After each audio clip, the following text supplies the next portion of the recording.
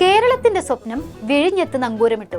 വിഴിഞ്ഞം തുറമുഖം യാഥാർത്ഥ്യമായതിലൂടെ 4 വർഷം കൊണ്ട് കേരളത്തിൽ 10,000 കോടിയുടെ നിക്ഷേപം എത്തുന്നതാണ് കണക്കുകൂട്ടല്. വിഴിഞ്ഞം പദ്ധതി യാഥാർത്ഥ്യമായ സ്ഥിതിക്ക് നമുക്ക് അവകാശവാദം കിട്ടി തുടങ്ങിയാലോ?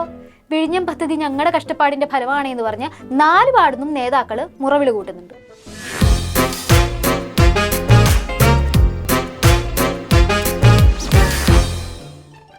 മുതലാളി ജഗ ജഗ ജഗ, നമ്മുടെ വികസന സ്വപ്നങ്ങളൊക്കെ യാഥാർത്ഥ്യമാകുന്നത് കാണുമ്പോൾ എന്തൊരു സന്തോഷമാണല്ലോ എല്ലാവർക്കും. അങ്ങനെ വിഴിഞ്ഞത്ത് മദർഷിപ്പ് തീരം തൊട്ടു. ഇനി അങ്ങോട്ട് ആഘോഷ രാവുകളാണ് മക്കളെ. കടുത്ത വിമർശനങ്ങൾ ഉണ്ടായിട്ടും അദാനിയുമായി കരാർ ഒപ്പിട്ട് വിഴിഞ്ഞം പദ്ധതി കൊണ്ടുവന്നതും അത് എന്തായാലും നടപ്പാക്കുന്ന ഉറപ്പിച്ചു പറഞ്ഞതും ഉമ്മൻചാണ്ടി സർക്കാരായിരുന്നു. അന്നിവിടെ എന്തായിരുന്നു പുകില്? അയ്യോ, ഉമ്മൻചാണ്ടി സർക്കാർ കടൽ കൊള്ള നടത്തുന്നേ, മൊത്തം അഴിമതിയാണേ, ഞങ്ങളുടെ കൊക്കിന് ജീവനുണ്ടെങ്കിലേ നമ്മുടെ കോമ്രേഡ്സ് വിഴിഞ്ഞം പദ്ധതി നടപ്പാക്കാൻ സമ്മതിക്കില്ല എന്ന് വരെ പറഞ്ഞു. ചിലപ്പോൾ ഡെവലപ്മെന്റ് വിക്ടിംസ് ഉണ്ടാവും, കാരണം കരയെടുത്തു പോകും പല സ്ഥലത്തും. അവരെ പുനരധിവസിപ്പിക്കാൻ വേണ്ടിയിട്ടുള്ള 473 കോടി രൂപയുടെ പദ്ധതി കൂടി ഗവൺമെന്റ് ഉത്തരവിറക്കിയതാരാ?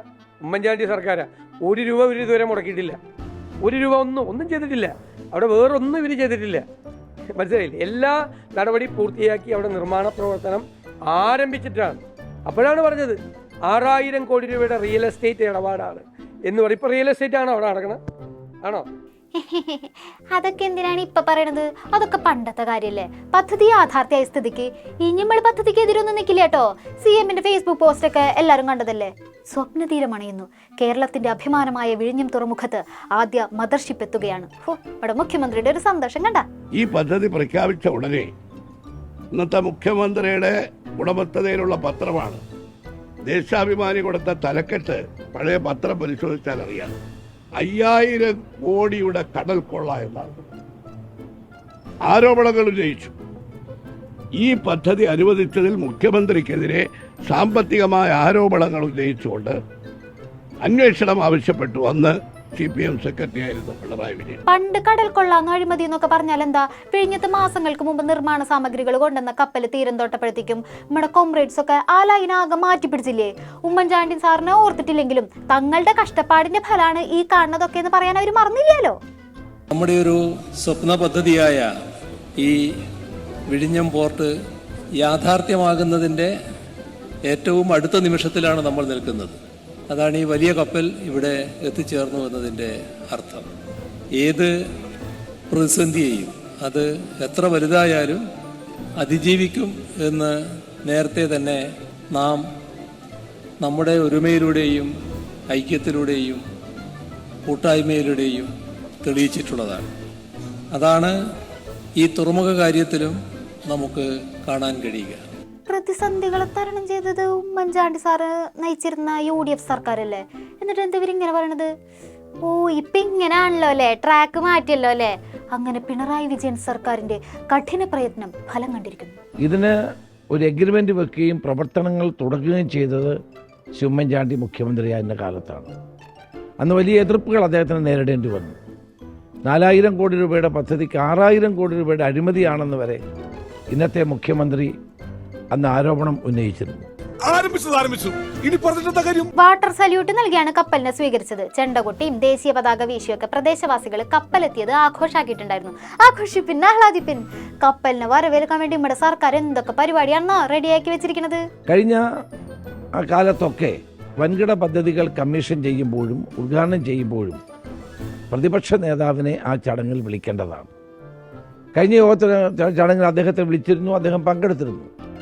ഇത്തവണ എന്തുകൊണ്ടാണ് പ്രതിപക്ഷ നേതാവ് VD സതീശനെ ആ ചടങ്ങിലേക്ക് വിളിക്കാതിരിക്കുന്നത് എന്നത് എന്നെ അത്ഭുതപ്പെടുത്തിയ ഒരു കാര്യമാണ്. പ്രതിപക്ഷ നേതാവിനെ ക്ഷണിക്കേ, അതങ്ങ് പള്ളി പോയി പറഞ്ഞാൽ മതിട്ടാ. പദ്ധതി യാഥാർത്ഥ്യമായ സ്ഥിതിക്ക് ഇനി നമ്മുടെ കോമ്രേഡ്സിന് ഒരു പ്രതിപക്ഷത്തിന്റെയും സപ്പോർട്ട് വേണ്ട കേട്ടാ. കാരണം എല്ലാവരെയും ക്ഷണിക്കുമ്പോൾ പ്രതിപക്ഷത്തെ ക്ഷണിക്കാതിരിക്കുക, മനഃപൂർവ്വം മാറ്റി നിർത്തുക. അതുകൊണ്ടൊന്നും അത് അവർ ധരിക്കുന്നത് അതിൻ്റെ ക്രെഡിറ്റ് UDF കൂടി പോകുമോ എന്നുള്ള ഭയം കൊണ്ടാണ്. അത് ജനങ്ങളുടെ മനസ്സിലുണ്ട്. ഉമ്മൻചാണ്ടിയുടെ മുഖം ജനങ്ങളുടെ മനസ്സിലുണ്ട്.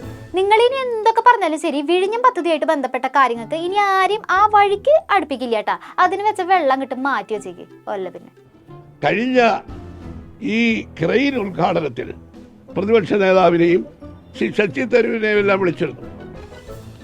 മുഖ്യമന്ത്രിയുടെ സാന്നിധ്യത്തിൽ ഈ വിഴിഞ്ഞം തുറമുഖം യാഥാർത്ഥ്യമായതിൽ UDF സർക്കാരിൻ്റെ പങ്കിനെക്കുറിച്ച്, ഉമ്മൻചാണ്ടിയുടെ പങ്കിനെക്കുറിച്ച് പ്രതിപക്ഷ നേതാവും ശ്രീ ശശി തരൂരുമെല്ലാം അവിടെ പരാമർശിച്ചത് കൊണ്ടാണ് ഇപ്പോൾ ഈ ട്രയൽ ലണ്ടൻ്റെ ഉദ്ഘാടനത്തിന് പ്രതിപക്ഷ നേതാവിനെ ക്ഷണിച്ചിട്ടില്ല. ഹേ വാട്ട് ആർ യു ടോക്കിംഗ്? നിങ്ങളെല്ലാരും ക്ഷണിച്ചിട്ട് എന്തിനാ? എല്ലാരും കൂടി അവിടേക്ക് വന്നിട്ട് എന്തിനാ? ക്രെഡിറ്റ് തട്ടിയെടുക്കാനല്ലേ? നടക്കില്ല മോനെ. പാവം നമ്മുടെ കോംറേഡ്സ് വിഴിഞ്ഞം പദ്ധതി യാഥാർത്ഥ്യമാക്കാൻ വേണ്ടി പാവങ്ങൾ എന്തെല്ലാം സഹിച്ചു. വിഴിഞ്ഞം പദ്ധതി നാടിനെ കുട്ടിച്ചോറാക്കാനുള്ളതാണ് എന്ന് പറഞ്ഞ് നടന്നവര് കുറച്ചു കാലമായിട്ട് പറയുന്നു വിഴിഞ്ഞം പദ്ധതിനെ കുറിച്ച് ഇമ്മളെ പഠിപ്പിക്കാൻ ആരും നിൽക്കണ്ടേട്ടാ. ആരെതിർപ്പ് നിന്നാലും ഞങ്ങളത് യാഥാർത്ഥ്യമാക്കുന്നു. ഞങ്ങൾ വളരെ അഭിമാനത്തോടു കൂടിയാണ് വിഴിഞ്ഞം പദ്ധതിയെ നോക്കിക്കാണുന്നത്. കാരണം അത് UDFന്റെ കുഞ്ഞാണ്.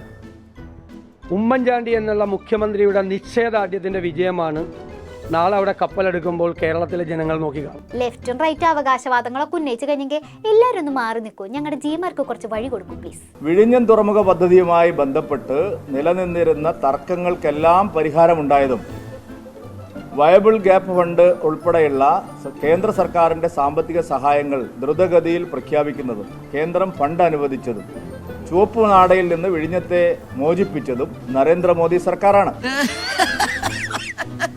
അതായത് വിഴിഞ്ഞം തുറമുഖം യാഥാർത്ഥ്യമായത് മോദിജി കാരണമാണെന്ന് സാരം. ദേശീയപാത വികസനം, GAIL pipeline, Kochi metro, NH67, ഇപ്പോൾ വിഴിഞ്ഞം പദ്ധതി, അങ്ങനെ സദ്ഭരണത്തിന്റെ അലയൊലികൾ നമ്മുടെ നാട്ടിലും അലയടിക്കുന്നതിൽ കേന്ദ്ര സർക്കാർ പ്രതിനിധി എന്നുള്ള നിലയിൽ ഏറെ സന്തോഷമുണ്ട്. യൂറോപ്പ് കഴിഞ്ഞ 9 വർഷമായി രാജ്യം സാക്ഷ്യം വഹിക്കുന്ന നരേന്ദ്രമോദി സർക്കാരിന്റെ സദ്ഭരണത്തിന്റെ പ്രതിഫലനം കൂടിയാണ് ഇന്നിവിടെ കാണുന്നത്. ഇതുവരെ കണ്ടിട്ടില്ലാത്ത വേഗതയിൽ, വ്യാപ്തിയിൽ സർവതല സ്പർശിയായിട്ടുള്ള വികസനം ലോകോത്തര നിലവാരത്തിൽ രാജ്യത്ത് നടന്നുകൊണ്ടിരിക്കുകയാണ്. വിഴിഞ്ഞം പദ്ധതി പൊളിക്കാൻ ശ്രമിച്ചവരും അതിന് കൂട്ടുനിന്നവരും ഇന്ന് വിഴിഞ്ഞം പദ്ധതിനെ കുറിച്ച് വാചാലരാവാണ്. കാര്യം എല്ലാവരുടെയും എഫേർട്ടിന്റെ ഫലമായിട്ടാണ് വിഴിഞ്ഞം പദ്ധതി യാഥാർത്ഥ്യമായത്. പക്ഷെ പദ്ധതിക്ക് ചുക്കാൻ പിടിച്ചത് എന്തായാലും ഉമ്മൻചാണ്ടി സർക്കാരാണ്. അന്ന് അവർ സ്ട്രോങ് ആയി നിന്നതുകൊണ്ട് ഇന്ന് നമുക്ക് അവിടെ വികസനത്തിന്റെ നങ്കൂരിടാൻ പറ്റി. എന്തായാലും വിഴിഞ്ഞം പദ്ധതി യാഥാർത്ഥ്യമായ സ്ഥിതിക്ക് കോൺഗ്രസ് നേതാക്കളും കോംറേഡ്സും ജിമാരും പതിവ് തെറ്റിച്ചില്ലല്ലോ. അല്ല, വിഴിഞ്ഞം പദ്ധതി നമ്മുടെ സ്വന്തമാണെന്ന് വരുത്തി തീർക്കാൻ പാവങ്ങൾ എന്തൊക്കെ കഷ്ടപ്പാടാ സഹിക്കണേന്ന് പറയായിരുന്നു. എന്നാ ശരി, ബാക്കി വിശേഷങ്ങളുമായി ഇനി നാളെ കാണാം. നന്ദി, നമസ്കാരം.